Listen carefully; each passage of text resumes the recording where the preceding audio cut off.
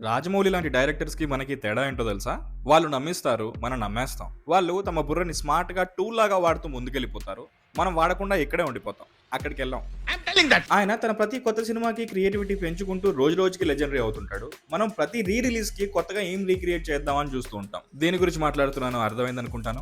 After all తాగి పడేసిన టుంబ్రి water బాటిల్‌ని తలపైన పెట్టించి, ఆయన సినిమాకి ఇంపార్టెంట్ అయిన ఐకానిక్ సీన్‌ని క్రియేట్ చేసి, నిన్ను నన్ను నమ్మించి, ఆయన రేంజ్‌ని, సినిమా రేంజ్‌ని 2 పెంచేస్తున్నాడు. మనమేమో ఆల్రెడీ క్రియేట్ చేసిన దాన్ని రీక్రియేట్ చేయడానికి చీప్ డోపమైన్ కోసం చిన్న పిల్లలతో రిస్క్ చేస్తున్నాం. నాకు తెలుసు దానివల్ల వచ్చే ప్రాబ్లమ్స్, రిస్క్స్, డ్యామేజెస్ నేను చెప్తే వినవని. అందుకే బిలో 2 ఇయర్స్ పిల్లల్ని థియేటర్స్‌కి తీసుకెళ్ళడం మంచిది కాదు. లౌడ్ నాయిసెస్ ఉన్న దగ్గర, హై సౌండ్ ఉన్న దగ్గర తీసుకెళ్ళకండి. వాళ్ళ ఇయర్ డ్యామేజ్ అయ్యే ఛాన్సెస్ ఉన్నది. ఇయర్ డ్యామేజ్‌తో పాటు వాళ్ళ బ్రెయిన్ కూడా ఎఫెక్ట్ అయ్యే ఛాన్సెస్ ఉంటది. So, it is not advisable. థియేటర్‌లో రీక్రియేట్ చేయొద్దు, ఎంజాయ్ చేయొద్దు, సెలబ్రేట్ చేయొద్దు నేను అనట్లేదు. బరబ్బర్ చేయాలి. మన ఫేవరెట్ హీరో, మన ఫేవరెట్ సినిమా, మన ఫేవరెట్ మెమరీ సెలబ్రేషన్ అది. ఫాన్స్‌గా మనం కాకపోతే ఇంకెవడు చేస్తాడు?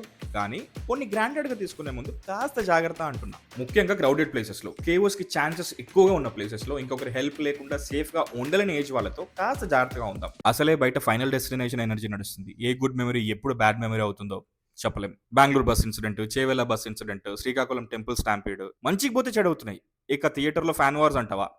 ఇలా స్టార్ట్ అవుతాయి. Let's be careful. రీక్రియేట్ చేద్దాం రెస్పాన్సిబుల్‌గా.